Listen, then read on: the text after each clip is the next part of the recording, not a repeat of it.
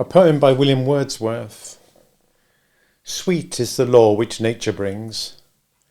Our meddling intellect misshapes the beauteous forms of things we murder to dissect. Enough of science and of art. Close up, these barren leaves, come forth, and bring with you a heart that watches and receives. Chapter 4. So the salmon went up, after Tom had warned them of the wicked old otter, and Tom went down, but slowly and cautiously, coasting along shore. He was many days about it, for it was many miles down to the sea, and perhaps he would never have found his way if the fairies had not guided him. Without his seeing their fair faces, or feeling their gentle hands. And as he went, he had a very strange adventure. It was a clear, still September night, and the moon shone so brightly down through the water that he could not sleep, though he shut his eyes as tight as possible. So at last he came up to the top, and sat upon a little point of rock, and looked up at the broad yellow moon, and wondered what she was, and thought that she looked at him. And he watched the moonlight on the rippling river, and the black heads of the firs, and the silver-frosted lawns, and listened to the owls hoot, and the snipes bleat, and the foxes bark, and the otters laugh, and smelt the soft perfume of the birches, and the wafts of heather honey off the grouse-moor far above, and felt very happy, though he could not well tell you why, though of course you would have been very cold sitting there on a September night, without the least bit of clothes on your wet back. But Tom was a water baby, and therefore felt cold no more than a fish. Suddenly he saw a beautiful sight. A bright red light moved along the riverside, and threw down into the water a long taproot of flame. Tom, curious little rogue that he was, must needs go and see what it was. So he swam to the shore and met the light as it stopped over a shallow run at the edge of a low rock. And there, underneath the light, lay 5 or 6 great salmon, looking up at the flame with their great goggle eyes and wagging their tails, as if they were very much pleased at it. Tom came to the top to look at this wonderful light nearer, and made a splash, and he heard a voice say, "That was a fish, Rose." He did not know what the words meant, but he seemed to know the sound of them, and to know the voice which spoke them. And he saw on the bank 3 great 2-legged creatures, one of whom held a light, flaring and spluttering, and another a long pole. And he knew that they were men, and was frightened, and crept into a hole in the rock from which he could see what went on. The man with the torch bent down over the water, and looked earnestly in, and then he said, "Take that muckle fellow, lad. He's o'er 15 pounds, and hold your hand steady." Tom felt there was some danger coming, and longed to warn the foolish salmon, who kept staring up at the light as if he was bewitched. But before he could make up his mind, down came the pole through the water. There was a fearful splash and struggle, and Tom saw that the poor salmon was speared right through, and was lifted out of the water. And then from behind there sprang on these 3 men, 3 other men, and there were shouts and blows and words which Tom recollected to have heard before, and he shuddered and turned sick at them now, for he felt somehow that they were strange and ugly and wrong and horrible. And it all began to come back to him. They were men, and they were fighting, savage, desperate, up and down fighting, such as Tom had seen too many times before. And he stopped his little ears, and longed to swim away, and was very glad that he was a water baby, and had nothing to do with any more with horrid dirty men, with foul clothes on their backs, foul words on their lips. But he dared not stir out of his hole, while the rock shook over his head with the trampling and struggling of the keepers and the poachers. All of a sudden there was a tremendous splash, and a frightful flash, and a hissing, and all was still. For into the water close to Tom fell one of the men, he who held the light in his hand. Into the swift river he sank, and rolled over and over in the current. Tom heard the men above run along, seemingly looking for him, but he drifted down into the deep hole below, and there lay quite still, and they could not find him. Tom waited a long time till all was quiet, and then he peeped out and saw the man lying. At last he screwed up his courage, swam down to him. Perhaps, he thought, the water has made him fall asleep as it did me. Then he went nearer. He grew more and more curious. He could not tell why. He must go and look at him. He'd go very quietly, of course, so he swam round and round him, closer and closer, and as he did not stir, at last he came quite close and looked him in the face. The moon shone so bright that Tom could see every feature, and as he saw, he recollected bit by bit. It was his old master, Grimes. Tom turned tail and swam away as fast as he could. "Oh, dear me," he thought. "Now he'll turn into a water baby. What a nasty, troublesome one he will be, and perhaps he'll find me out and beat me again." So he went up the river again a little way and lay there the rest of the night under an alder root. But when morning came, he longed to go down again to the big pool and see whether Mr. Grimes had turned into a water baby yet. So he went, very carefully, peeping round all the rocks and hiding under all the roots. Mr. Grimes lay there still. He had not turned into a water baby. In the afternoon Tom went back again. He could not rest till he had found out what had become of Mr. Grimes. But this time Mr. Grimes was gone, and Tom made up his mind that he was turned into a water baby. He might have made himself easy, poor little man. Mr. Grimes did not turn into a water baby, or anything like one at all. But he did not make himself easy, and a long time he was fearful lest he should meet Grimes suddenly in some deep pool. He could not know that the fairies had carried him away and put him where they put everything which falls into the water, exactly where it ought to be. But do you know what had happened to Mr. Grimes had such an effect on him that he never poached salmon any more. And it's quite certain that when a man becomes a confirmed poacher, the only way to cure him is to put him under water for 24 hours, like Grimes. So when you grow to be a big man, do you behave as all honest fellows should, never touch a fish or a head of game which belongs to another man without his express leave. And then people will call you a gentleman, and treat you like one, and perhaps give you good sport, instead of hitting you into the river or calling you a poaching snob. Then Tom went on down, for he was afraid of staying near Grimes, and as he went, all the vale looked sad. The red and yellow leaves showered down into the rivers.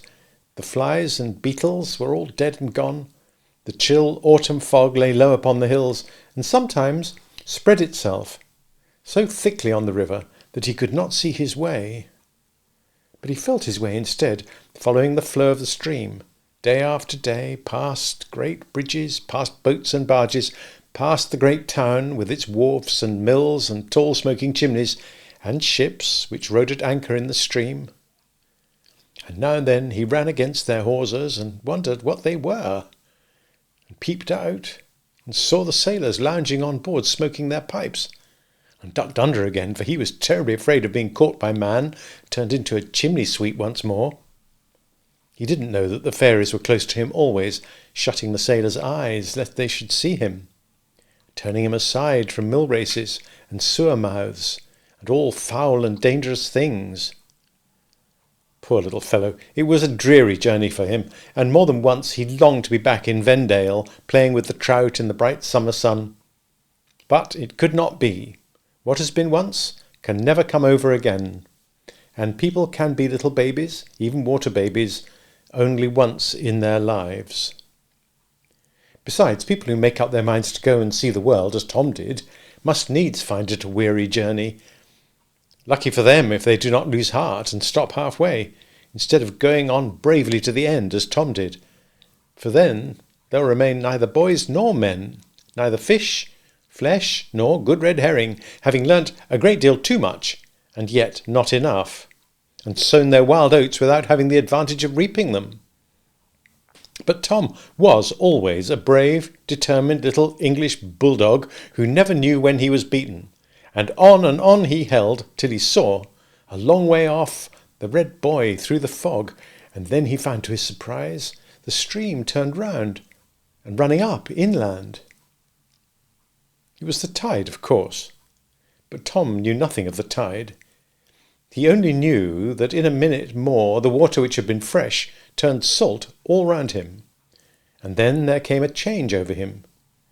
He felt as strong and light and fresh as if his veins had run champagne, and gave, he did not know why, 3 skips out of the water, a yard high and head over heels, just as the salmon do when they first touch the noble rich salt water, which, as some wise men tell us, is the mother of all living things.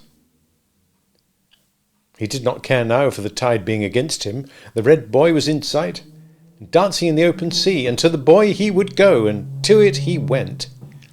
He passed great shoals of bass and mullet, leaping and rushing in after the shrimps, but he never heeded them, or they him, and once he passed a great black shining seal, who was coming in after the mullet. The seal put his head and shoulders out of the water and stared at him, looking exactly like a fat old greasy negro with a grey pate. And Tom, instead of being frightened, said, "How do you do, sir? What a beautiful place the sea is!" And the old seal, instead of trying to bite him, looked at him with his soft, sleepy, winking eyes and said, "Good tide to you, my little man. Are you looking for your brothers and sisters? I passed them all at play outside."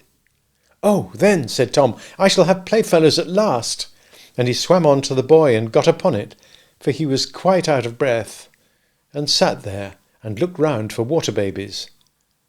But there were none to be seen. The sea breeze came in freshly with the tide and blew the fog away, and the little waves danced for joy around the buoy, and the old buoy danced with them.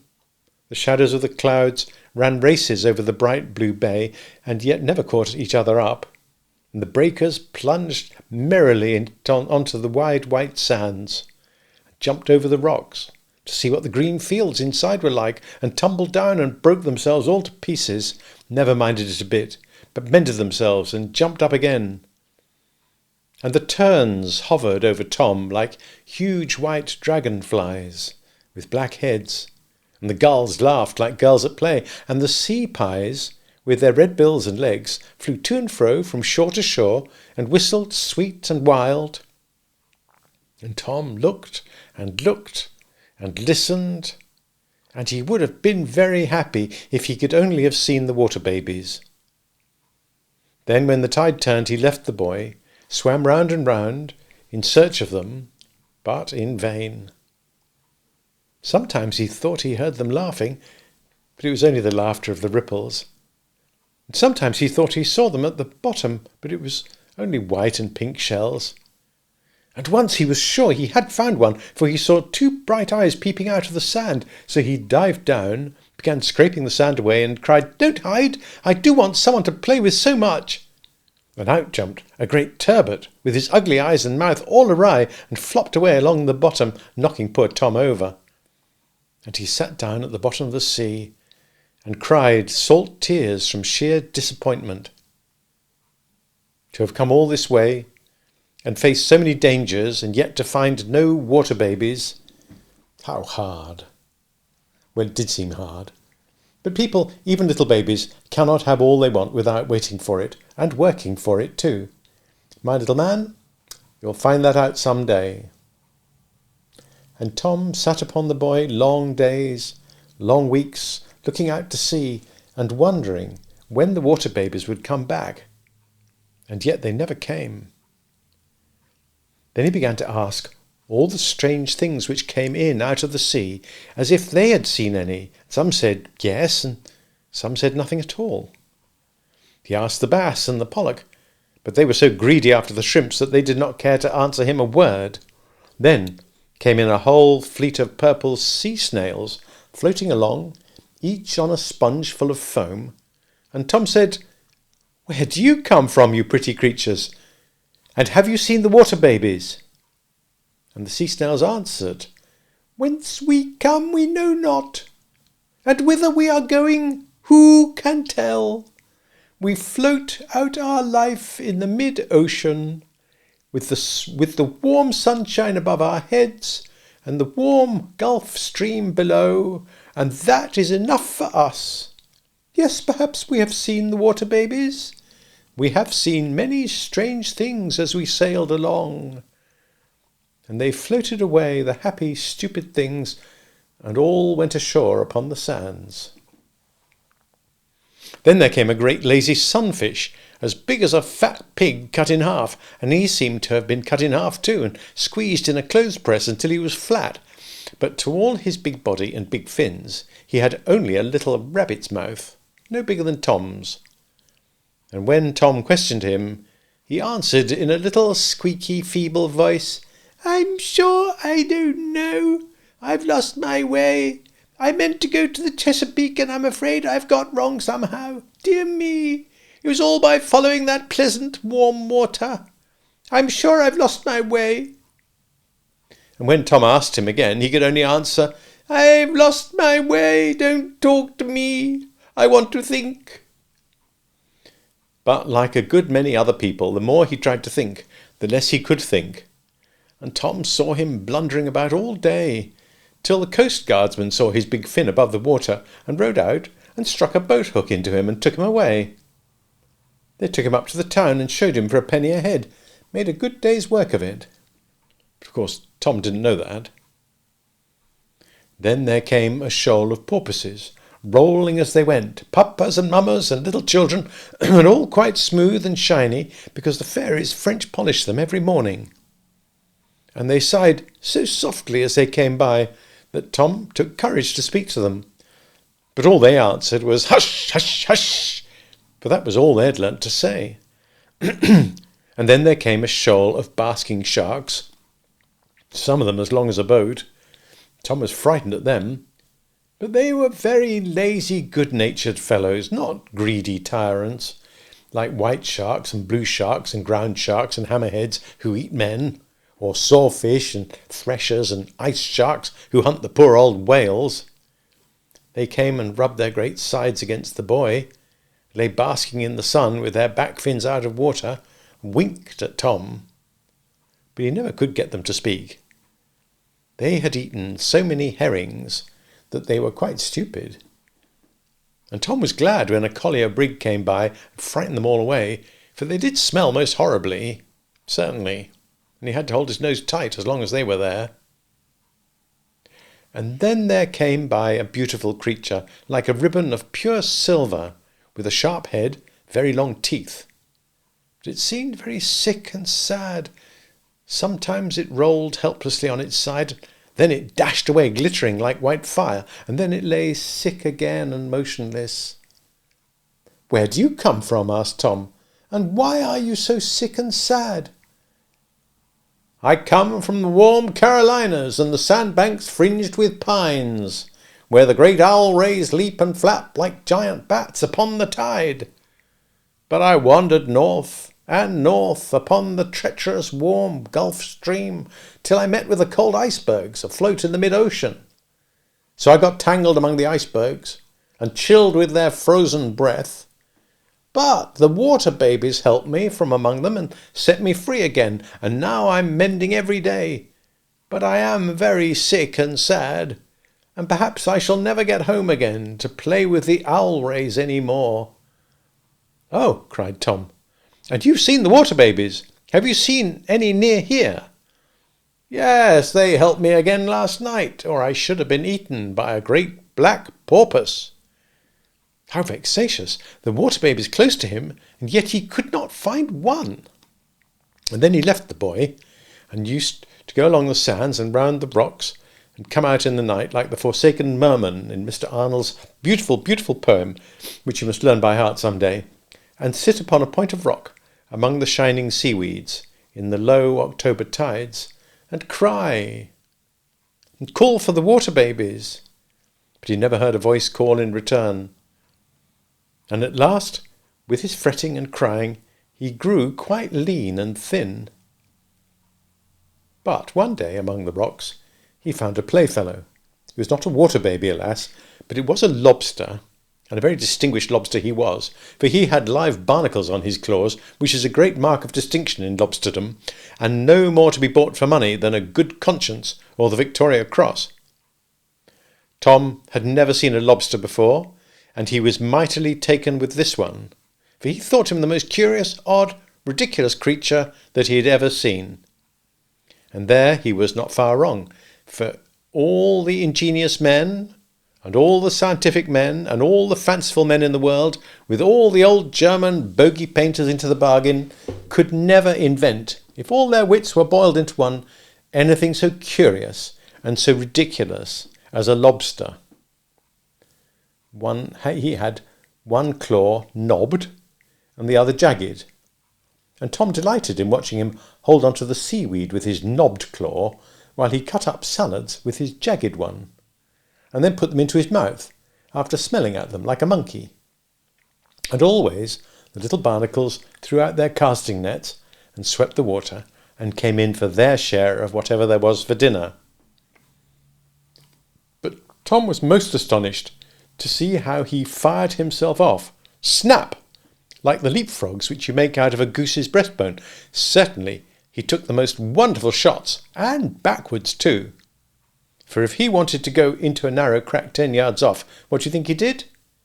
If he had gone in head foremost, of course, he could not have turned round, so he used to turn his tail to it, lay his long horns, which carry his sixth sense in their tips, and nobody knows what that sixth sense is, straight down his back to guide him, and twist his eyes back till they almost came out of their sockets, and then made ready, present, fire, snap, and away he went, pop, into the hole, and peeped out, and twiddled his whiskers as much as to say, "You couldn't do that."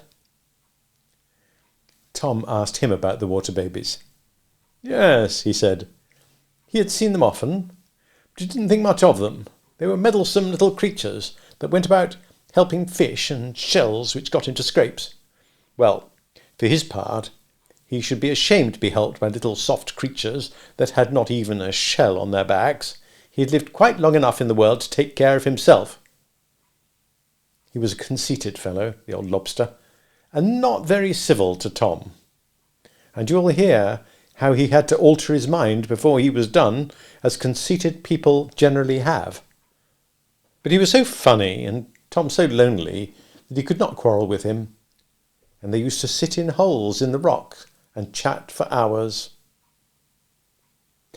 And about this time there happened to Tom a very strange and important adventure, so important indeed that he was very near never finding the water babies at all, and I'm sure you would have been sorry for that. I hope that you have not forgotten the little white lady all this while. At least here she comes, looking like a clean, white, good little darling, as she always was and always will be. For it befell, in the pleasant short December days when the wind always blows from the south-west, till old Father Christmas comes and spreads the great white tablecloth, ready for little boys and girls to give the birds their Christmas dinner of crumbs, it befell, to go on, in the pleasant December days, that Sir John was so busy hunting that nobody at home could get a word out of him. 4 days a week he hunted, and very good sport he had, and the other 2 he went to the bench and the board of guardians, and very good justice he did. And when he got home in time, he dined at 5, for he hated this new absurd fashion of dining at 8 in the hunting season, which forces a man to make interest with the footman for cold beef and beer as soon as he comes in, and so spoil his appetite, and then sleep in an armchair in his bedroom all stiff and tired for 2 or 3 hours before he can get his dinner like a gentleman. And do you be like Sir John, my dear little man, when you're your own master, and if you want either to read hard or ride hard, stick to the good old Cambridge hours of breakfast at 8, dinner at 5, by which you may get 2 days' work out of 1. But of course, if you find a fox at 3 in the afternoon, and run him till dark, and leave off 20 miles from home, why, you must wait for your dinner till you can get it, as better men than you have done. Only see that if you go hunting, your horse does not. If you go hungry, your horse does not. But give him warm gruel and beer, and take him gently home, remembering that good horses don't grow on the hedge like blackberries. It befell, to go on a second time, that Sir John, hunting all day and dining at 5, fell asleep every evening and snored so terribly that all the windows in Hartover shook, and the soot fell down the chimneys. Whereon my lady, being no more able to get conversation out of him than a song out of a dead nightingale, determined to go off and leave him, and the doctor and Captain Swinger the agent to snore in concert every evening to their hearts' content. So she started for the seaside with all the children, in order to put herself and them into condition by mild applications of iodine. She might as well have stayed at home and used Parry's liquid horse blister, for there was plenty of it in the stables. But then she would have saved her money, and saved the chance also of making all the children ill, instead of well, as hundreds are made, by taking them to some nasty-smelling, undrained lodging, and then wondering how they caught scarlatina and diphtheria. But people won't be wise enough to understand that until they're dead of bad smells, and then it'll be too late. Besides, you see, Sir John did certainly snore very loud. But where she went to nobody must know, for fear young ladies should begin to fancy that there are water babies there, and so hunt and howk after them, besides raising the price of lodgings, and keep them in aquariums, as the ladies in Pompeii, as you may see by the paintings, used to keep cupids in cages.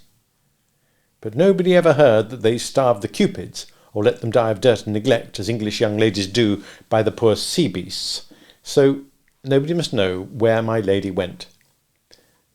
Letting water babies die is as bad as taking singing birds' eggs. For though there are thousands, millions, of both of them in the world, yet there is not one too many.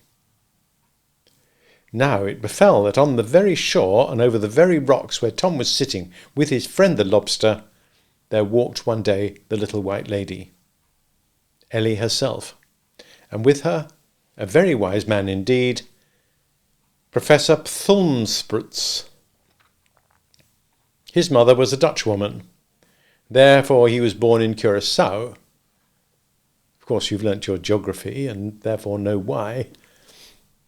And his father was a Pole, and therefore he was brought up at Petropavlovsky. Of course you've learnt your modern politics, and therefore know why.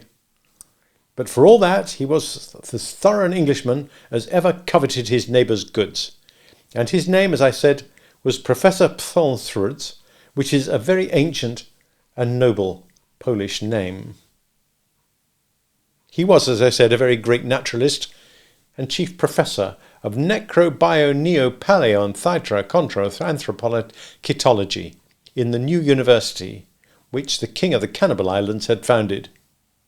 And being a member of the Acclimatization Society, he had come here to collect all the nasty things which he could find on the coast of England and turn them loose around the Cannibal Islands, because they had not nasty things enough there to eat what they left. But he was a very worthy, kind, good-natured little old gentleman, very fond of children, for he was not the least a cannibal himself, and very good to all the world as long as it was good to him. Only one fault he had, which cock robins have likewise, as you may see if you look out of the window, that when anyone else found a curious worm, he would hop round them and peck them and set up his tail and bristle up his feathers just as a cock robin would, and declare that he found the worm first and that it was his worm, and if not, then it was not a worm at all. He had met Sir John at Scarborough, or Fleetwood, or somewhere or other, if you don't care where nobody else does, and had made acquaintance with him and become very fond of his children. Now, Sir John knew nothing about sea cocky-olly birds, and cared less, provided the fishmonger sent him good fish for dinner, and my lady knew as little.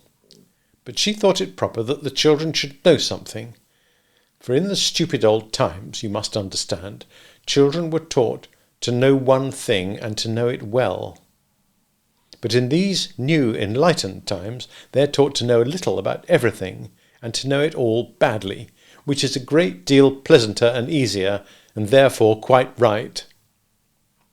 So, Ellie and he were walking on the rocks, and he was showing her about 1 in 10,000 of all the beautiful and curious things which are to be seen there. But little Ellie was not satisfied with them at all. She liked much better to play with live children, or even with dolls, which she could pretend were alive. And at last she said honestly, "I don't care about all these things, because they can't play with me or talk to me. If there were little children now in the water, as there used to be, and I could see them, I should like that." "Children in the water, you strange little duck," said the Professor. "Yes," said Ellie, "I know there used to be children in the water, and mermaids too, and mermen. I saw them all in a picture at home, of a beautiful lady sailing in a car drawn by dolphins, and babies flying round her, and one sitting in her lap, and the mermaids swimming and playing, and the mermen trumpeting on conch shells, and it's called the Triumph of Galatia, and there's a burning mountain in the picture behind it. It hangs on the great staircase, and I have looked at it ever since I was a baby, and dreamt about it 100 times, and it's so beautiful that it must be true." But the Professor had not the least intention of allowing that things were true merely because people thought them beautiful.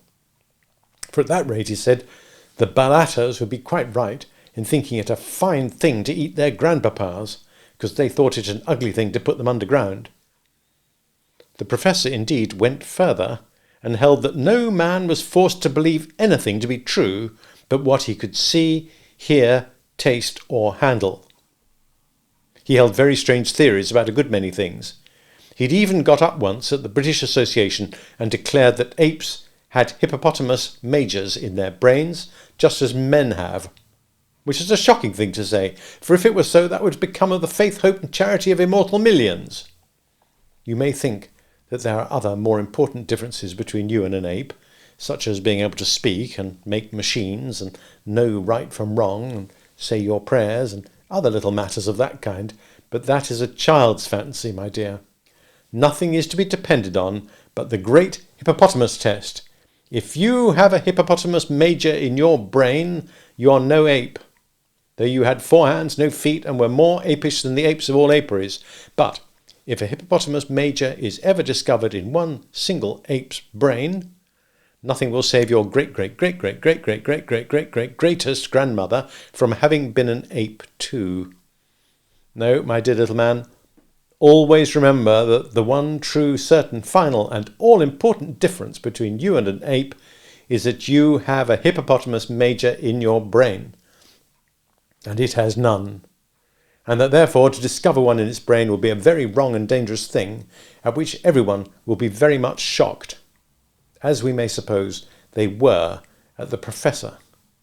Though really, after all, it don't much matter, because, as Lord Dundreary and others would put it, men have hippopotamuses in their brains. So if a hippopotamus was discovered in an ape's brain, why, it would not be one, you know, but something else. But the Professor had gone, I'm sorry to say, even further than that, for he had read at the British Association of Melbourne, Australia, in the year 1999, a paper which assured everyone who found himself the better or wiser for the news that they were not, never had been, and could not be, any rational or half-rational beings except men, anywhere, anywhen, or anyhow. He said that nymphs, satyrs, fauns, Inuit, dwarfs, trolls, elves, gnomes, fairies, brownies, nixies, wills, kobolds, leprechauns, pluricorns, banshees, will-o'-the-wisps, follets, lutins, maggots, goblins, afrits, marids, djinns, ghouls, peris, deves, angels, archangels, imps, bogies, or worse, were nothing at all and pure bosh and wind. And he had to get up very early in the morning to prove that, and to eat his breakfast overnight. But he did it, at least to his own satisfaction. Whereon a certain great divine, and a very clever divine was he, called him a regular Sadducee, and probably he was quite right. Whereon the Professor in return called him a regular Pharisee, and probably he was quite right too.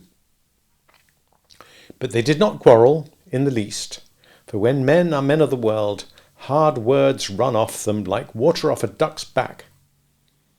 So the professor and the divine met at dinner that evening, and sat together on the sofa there afterwards for an hour, and talked over the state of female labour on the Antarctic continent, for nobody talks shop after his claret, and each vowed that the other was the best company he had ever met in his life.